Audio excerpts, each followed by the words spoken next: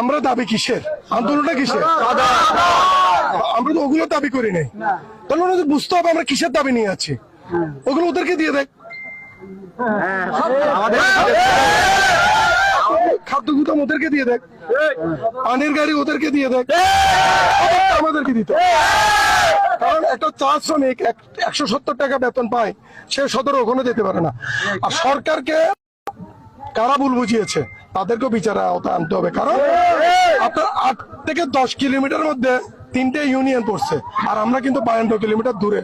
তাহলে যৌক্তিক দাবিটা কাদের, ওই জায়গাটায় সতর্কটা আসতে হবে। আজকে শিপন চেয়ারম্যান একটা কথা বলেছেন যে উত্তরের নেতৃবৃন্দের সাথে উনার কথা হচ্ছে, আদৌ কি সে ধরনের কোনো কথা হয়েছে কিনা, নাকি আপনাদের মধ্যে কোনো ধরনের ইঁদুর প্রবেশ করে আপনাদের জাল কেটে দিচ্ছে, এরকম কিছু মনে করেন? আপনি কজনকে থামাতে পারবেন?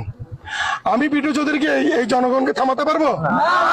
এই জনগণকে অনেক বছর, আমাদের স্বাধীনতার পর থেকে আমরা যতটুকু গল্প শুনে আসছি, উত্তরের জনগণকে একটা ইটের চকলেট দেওয়া হতো।